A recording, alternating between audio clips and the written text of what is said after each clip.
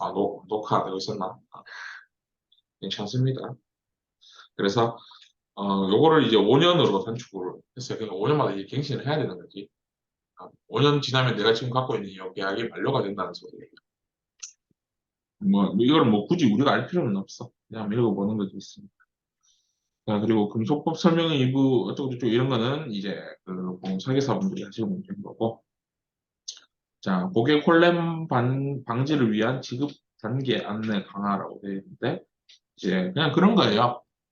보험금 지급을 할 때 좀 안내 좀 잘 해줘라. 그냥 문자 하나만 뒤 보내지 말고, 전화를 해서 알려주든가, 또 잘 안내를 해줘라라고 하고 있는데, 실제로 안 하죠. 시간이 없어요. 그래서 한 페이지 넘겨서 77쪽. 자, 4세대 실손 도식화된 자료를 한번 봅시다. 자, 상해 급여, 상해 비급여, 질병 급여, 질병 비급여로 바뀌었어요. 그 전까지는 어떻게 했습니까? 상해 입원, 상해 통원, 상해 질병 입원, 질병 통원, 그리고 3대 특약 이런 식으로 나뉘는데 이제 입원 통원으로 가던 게 이제 급여 비급여로 바뀌었다고 생각을 하시면 돼요. 왜냐면은 아까도 봤듯이 나는 통원만 가입할래, 입원만 가입할래 이게 안 되기 때문에 그리고 세트바리로 가입을 해야 되기 때문에 이렇게 형성이 된 거고. 자, 한번 봅시다. 상해 급여부터 한번 볼게요. 상해 급여 한도 구성 이제 5천, 3천, 1천 그리고 통화는 20만, 15만, 5만 있고 급여 부분은 20% 공제. 요 밑에 단 급여 공제금액 200만 초과시 미공제라고 되어 있는데 이거는 지금 아실 필요는 없어요. 그냥 급여 20% 공제 이것만 알고 계시면 됩니다. 그리고 상해 외래, 상해 처방. 좀 독특한 거 하나가 외래 처방이 합산돼서 공제가 됩니다. 신신계약 같은 경우에는 병원 따로, 약국 따로 계산을 했었죠. 공제도 마찬가지고. 근데 4세대 실손에서는 외래랑 처방이 합쳐서 공제를 하게 되어 있습니다. 신계약하고 똑같죠? 신계약 같은 경우에도 병원 갔다 온 거랑 약국 갔다 온 거를 합쳐서 5천 원을 공제하든지 만 원을 공제하든지 하죠. 어, 그래서 4세대와 신계약이 좀 적절하게 섞였다. 어, 생각을 하시면 됩니다. 그리고 비급여 같은 경우에도 마찬가지로 한도는 똑같습니다. 5천, 20만, 3천, 15만, 1천, 5만. 다만 한도가 100회가 생겼다. 180회가 아니고 100회 한도가 생겨버렸다. 그리고 상해 2번 같은 경우 보면은 비급여 30% 공제를 한다. 선택형 계약 같은 경우에는 10% 20%였죠. 4세대부터는 20% 30%. 그리고 이것도 마찬가지로 외래 처방은 합산 공제를 하고 3만 원 또는 30%예요. 요거 급여 부분에서는 이제 의원병원은 만 원, 종합병원, 상급병원은 2만 원이었는데 여기서는 그냥 3만 원 또는 30%. 밑에 질병은 근데 똑같아요. 똑같은 내용입니다. 그리고 오른쪽에 3대 비급여도 개정실선하고 똑같아요. 다만 이제 도수치료, 특약 1중에서도 체충격파도 아니고 증식치료도 아니고 도수치료에서 10회 보상 시 이제 검사 결과 토대로 이제 앞으로 보상을 한다. 요 내용이 이제 삽입이 됐는데 이것도 그냥 이제는 유명무실한 게 저희가 신계약이든 신신계약이든 개인실손이든 다 이렇게 하고 있어요. 다 10회 단위로 검사 결과지를 달라고 하거나 이런 식으로 하고 있기 때문에 그냥 이제부터 도수치료는 무조건 이런 식으로 해야 된다라고 계약 상관없이 계약 연도 상관없이 다 이렇게 하고 있구나라고 생각을 하시면 됩니다. 그래서 78페이지 오른쪽에 보면은 이번 급여는 20%, 이번 비급여는 30% 자기부담 공제라고 되어 있죠. 그래서 이번 영수증 보상 시 급여 20% 플러스 비급여 30%로 공제를 한 후 급여, 비급여가 담보해서 각각 지급이라고 되어 있어요. 자, 요거를 일단은 예를 들어서 좀 설명을 해보도록 하겠습니다. 네, 이해가 안 가실 수 있는데 그냥 쉽습니다. 별거 아니에요.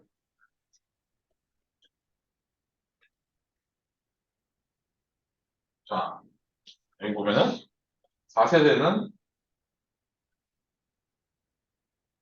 급여 20%, 급여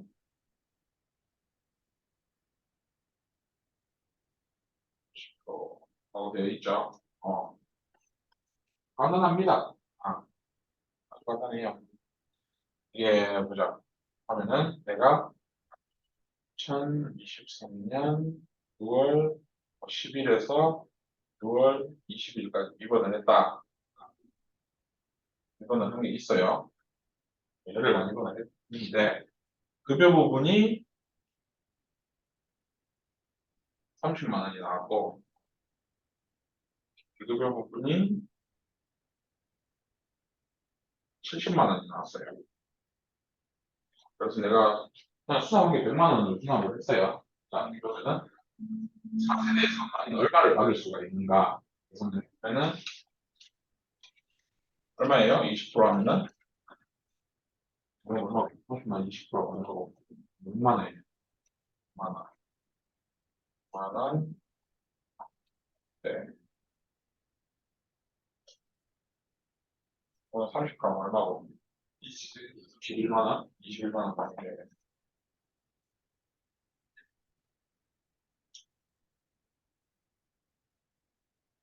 하면 즉 24만 원. 얼마고? 49만 원. 합산하면은 얼마입니까? 73만 원인가요? 73만 원을 받는다. 이 소리예요.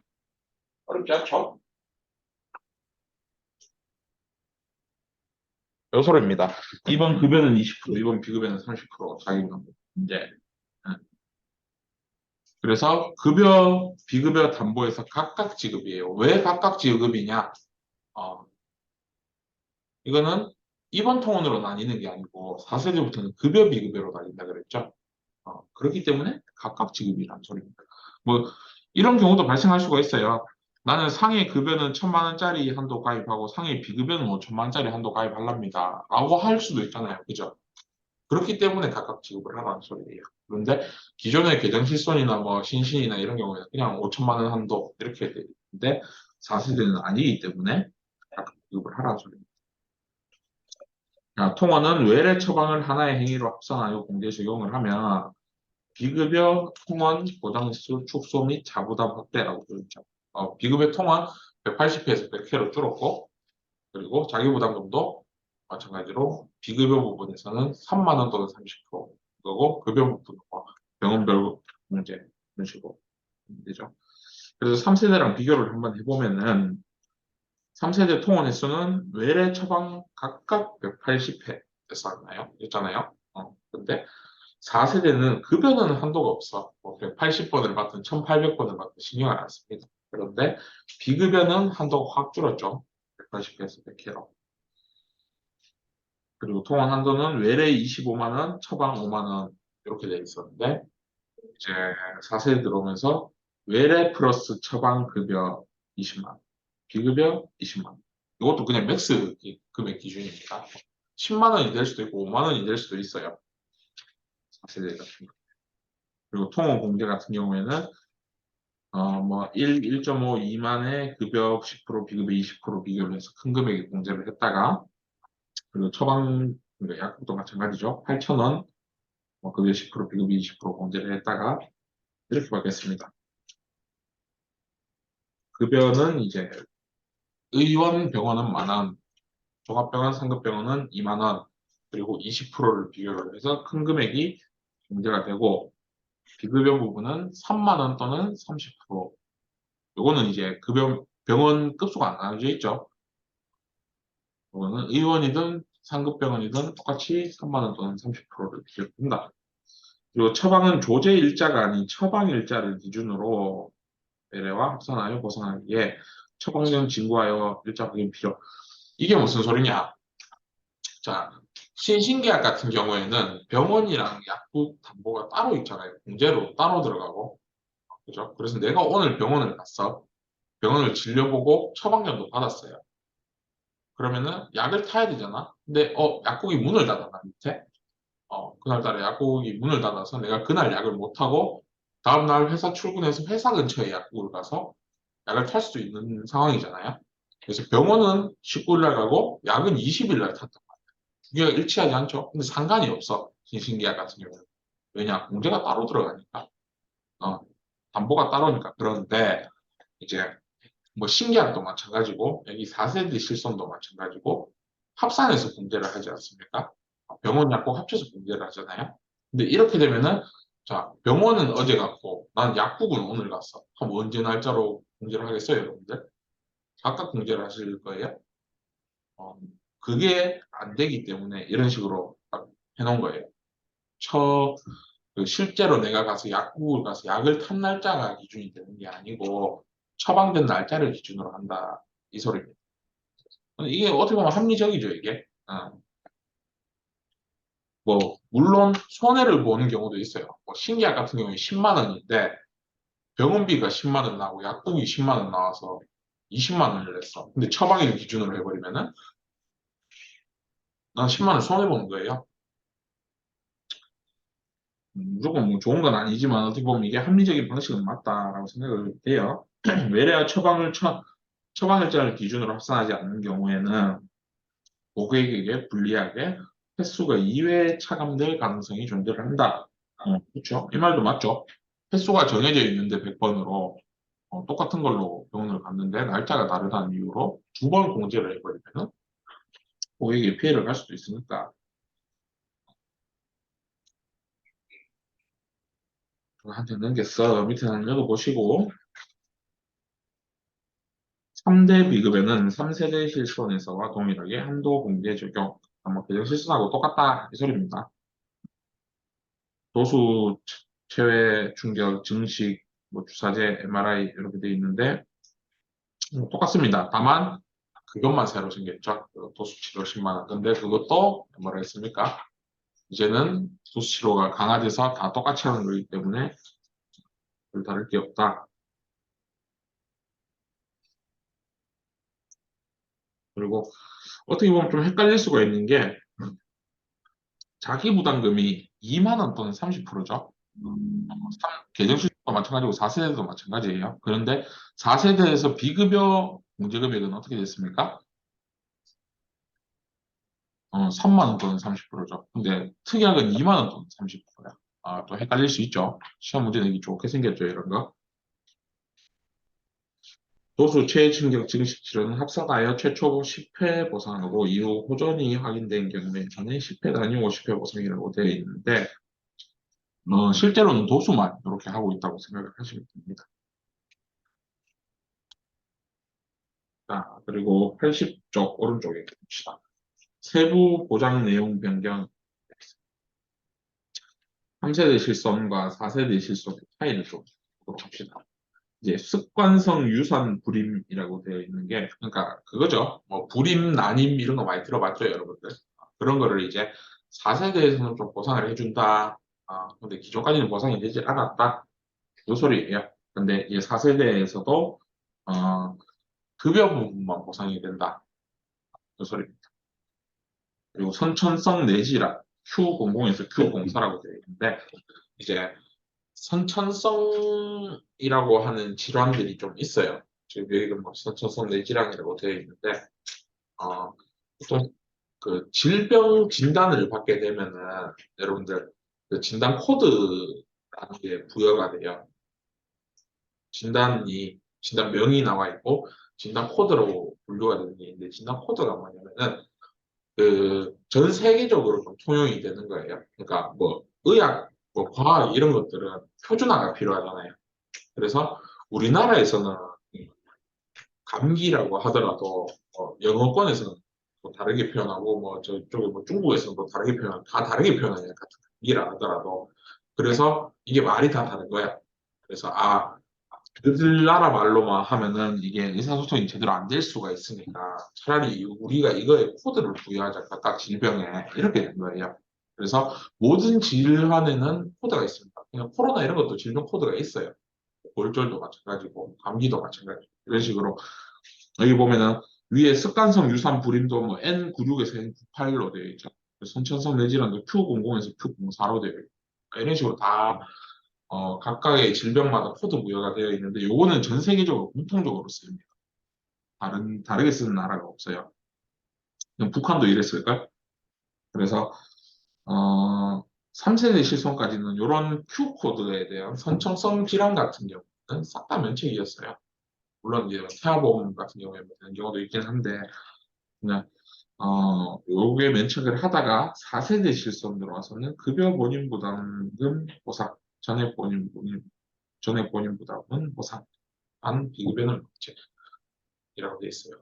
그러니까 좀 약간 쉽게 생각을 하려면은 이거 솔직히 외우기 힘들거든요. 저도 다 몰라요. 책을 보고 이제 그때그때 이제 판단을 하는 거지. 저도 다 외우지는 못해서. 근데 기본적으로 어떤 식으로 좀 생각을 하면 좋은 거냐면은 예전엔 안 됐는데 요즘엔 되는 거야.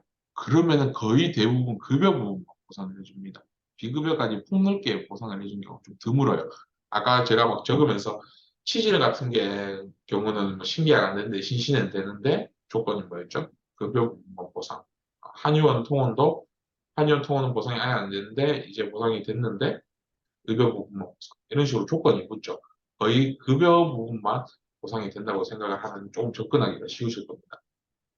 예전에 안 됐던 거를 이제 준다. 근데 비급여는 안 주겠다. 이 소리거든. 그리고 비만 같은 경우에는, 비만 좀 어려워요. 이거는 좀 청구도 좀 많이 되는 편이고, 일단 기본적으로 비만 치료는 보상이 되지는 않습니다. 아, 3세대 실손까지. 근데 이제 조건이 있는 게, 비만 진단을 받으면서 당뇨 합병증 진단을 받는 경우가 좀 굉장히 좀 많아요. 그래가지고 그런 사람들에 대해서는 보상을 했는데 그냥 단순히 내가 많이 먹어가지고 살쪄가지고 하는 비만에 대해서는 저 같은 사람이죠. 저 같은 사람은 보상이 되질 않습니다.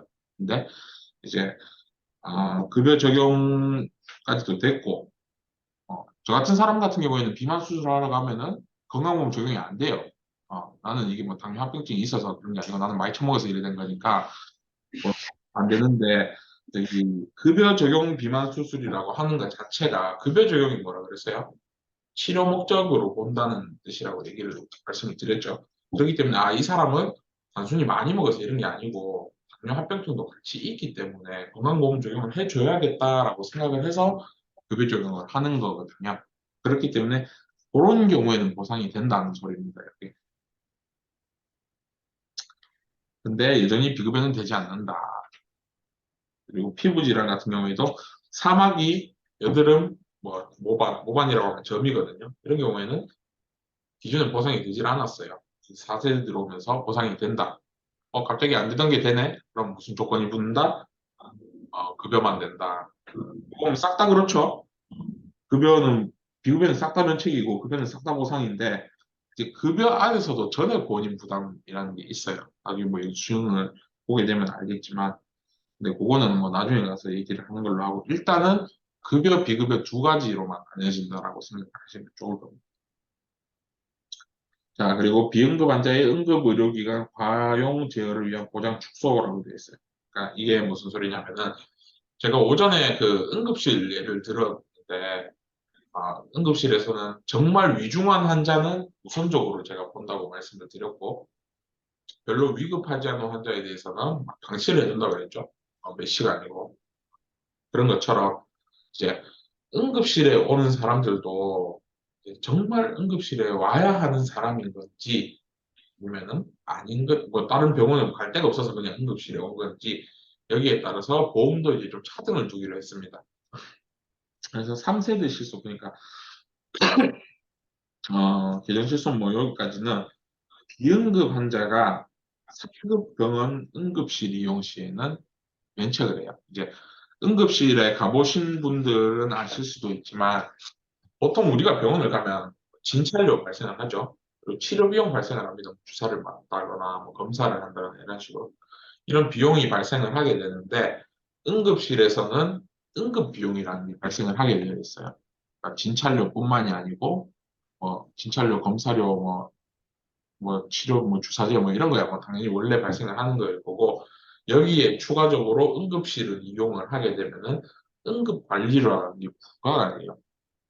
그러니까 그런데 그런 응급 관리료를 비응급 환자 그러니까 증상이 심하지 않은데 갈 곳이 없어서 응급실 온 환자들에 대해서는 요거를 비급여 적용을 시켜버립니다. 아, 그러니까 그 비급여 적용은 시켜준다는 건 뭐다? 치료 행위로 보지 않는다는 거라고 말씀을 드렸죠. 그러니까 응급실 올 사람이 아닌데 니는 응급실 왜 왔냐? 그렇기 때문에 이 비용은 네가 부담해라 이런 개념으로 받아들이시면 되는데 물론 급한 환자는 이게 건강보험 적용이 돼요. 그리고 그냥 내가 뭐 손가락 하나 잘라 묻는데 응급실 가야지 그 뭐 어디 갑니까? 뭐 동네 정형외과 가가지고 이거 붙여주세요. 그거 내 손가락 들고 갈 수는 없잖아요. 당연히 응급실 가야 되는 거지. 그러니까 이런 경우에는 당연히 응급관리료가 건강보험 적용이 되는데 그 외의 경우에 내 배가 너무 많이 아파요. 내가 설사를 너무 많이 해요. 이래서 병원을 가는 경우에는 싹 다 비급여 적용을 하게 되어 있어요. 그러니까 이런 비용은 주지 않겠다. 3세대 수송까지도. 그냥 동네 의원 가지 말라고 응급실 가냐. 이건 그냥 네가 부담해라. 보험에서도 줄 수 없다. 이렇게 되는 건데 이제 3세대 실손까지는 상급 병원에서만 이게 면책이 됐었어요. 그러니까 뭐 삼성병원, 아산병원, 서울대병원, 세브란스병원, 대구로 따지면은 뭐 영대병원, 경대병원 이런데 큰 병원들 이런 데만 보상이 안 됐는데 4세대부터는 조금 바뀌었습니다. 비응급 환자 권역 응급의료센터 또는 상급 종합병원 응급실 이용은 면책이다 라고 되어 있습니다. 그러니까 상급 병원은 기존과 똑같고 여기에 이제 권역 응급의료센터라고 있는데 이게 뭐냐면은 그 상급 병원이 아니더라도 응급실 받아주는 그런 종합병원급들 있잖아요. 대구에 뭐 파티마 병원 이런데 응급실 있죠. 그리고 서울에도 마찬가지로 무슨 상급 병원은 아닌데 종합병원급의 번역 응급의료센터가 있을 거예요. 그런 거 보면은 거기 갔을 때 비용까지도 이제 면책을 한다. 뭐 조금 뭐 틀린 말이 정확한 표현은 아닌데 종합병원 응급실 갔던 것도 비급여로 갔을 때 보상이 되지는 않는다. 기존까지는 상급병원만 하다가 4세대부터는 이제 종합병원도 안 될 수 있다. 이렇게 생각하시면 됩니다. 이게 만약에 어, 야간이라서 문 연 곳이 큰 병원밖에 없으면 그치. 그러면 어떻게 되겠어요? 증상을 봐야 되겠지. 증상을 보고 급하면은 급여정이 되겠고. 그래서 이건 우리가 판단을 하는 게 아니에요. 우리는 병원에서 판단을 하는 대로만 하면 됩니다. 아까 그래서 제가 응급실 예를 들면서 뭐라고 했어요? 12시간이 있더라도 병원에서 통원 처리를 하면 우리 통원을 하면 되고 30분이 있더라도 입원 적용해 줬으면 입원을 하면 된다고 얘기를 했죠. 결국은 병원이 야간이라고 무조건 급여 적용시켜주고 무조건 비급여하고 이런 거 없어요. 증상에 따라서 합니다. 애들도 그쪽 원무과에서도. 그렇기 때문에 그거는 우리가 신경 쓸 문제는 아니고 우리는 영수증 발급된 대로만 하면 된다.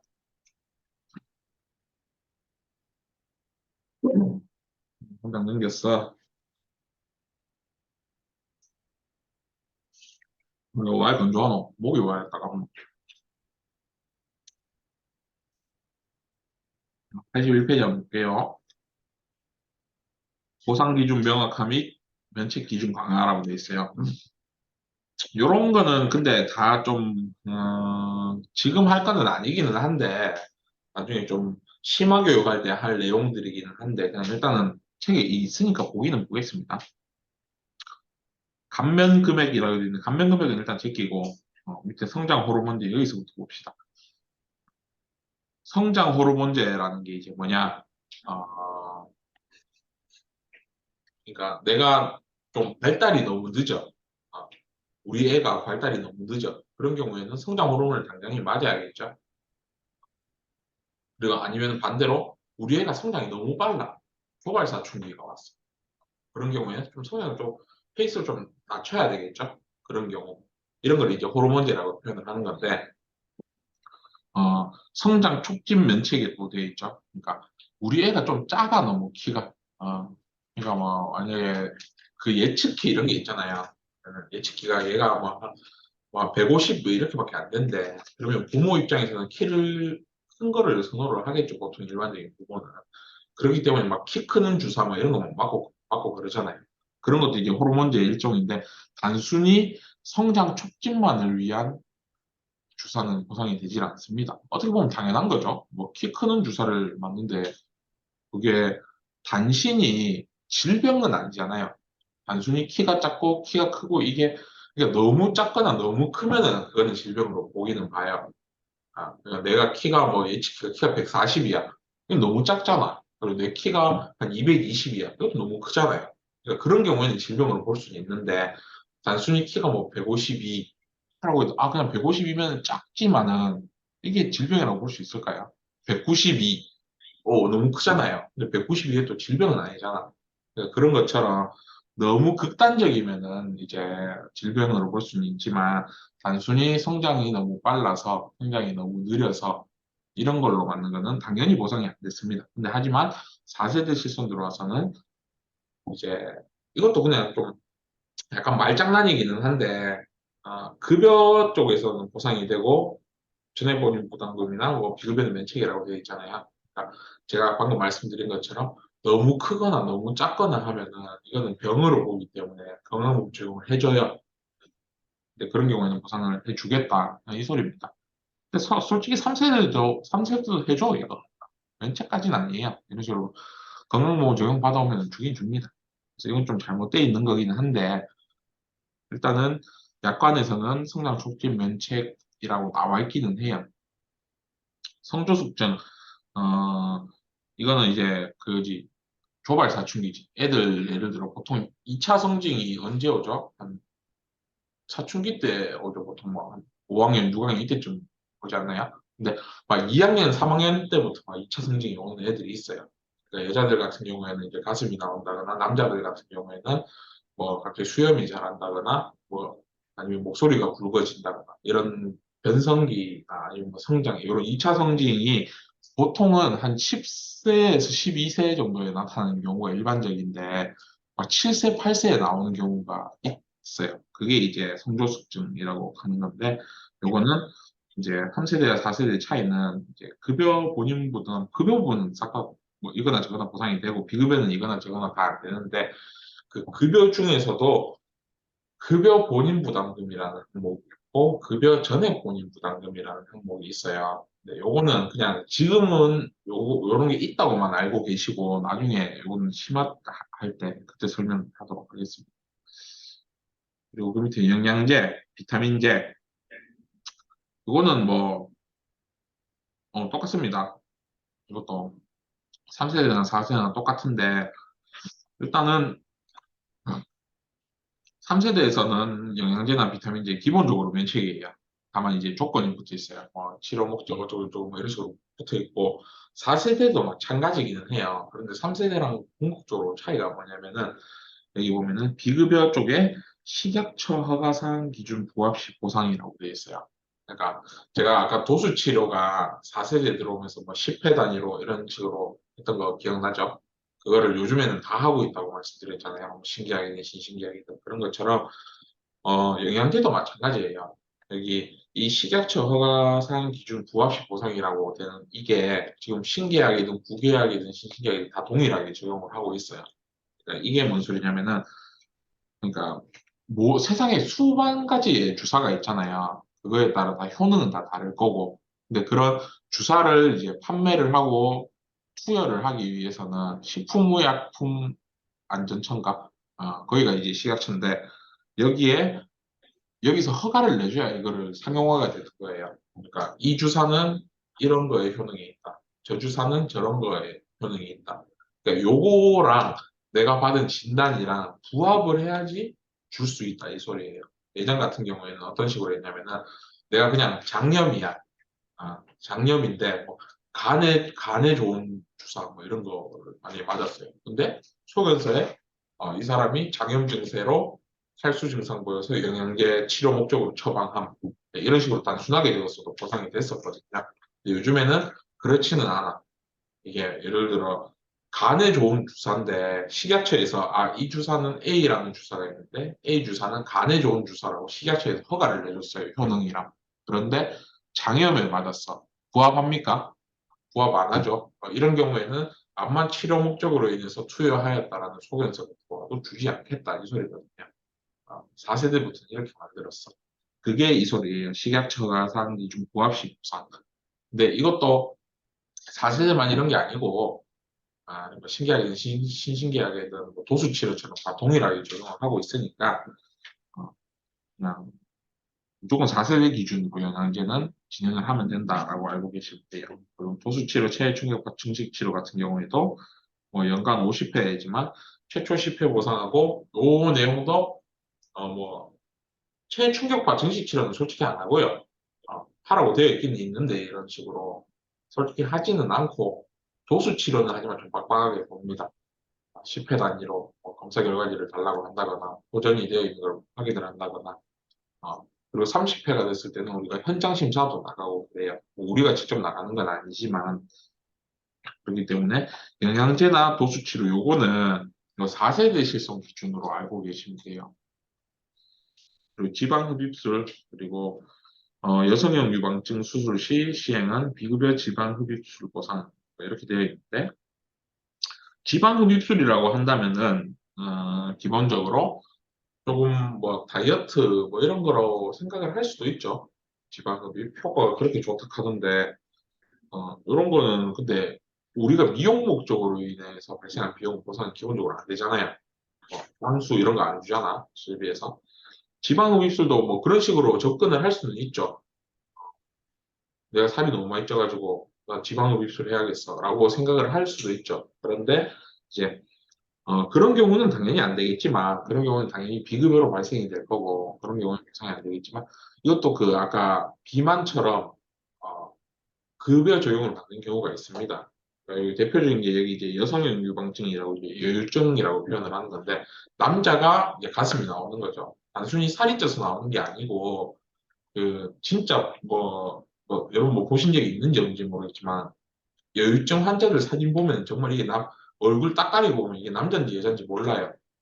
그 정도로 좀 이제 심각한 좀 살아가면서 조금 애로사항이 있겠죠. 그런 분들은. 그렇기 때문에 그런 사람들은 이제 건강보험 적용을 해주고 보상도 해준다. 이 소리 비급여로 산정됐다는 것 자체가 야는 여유증 아니다. 이렇게 받아들이면 되는 거죠.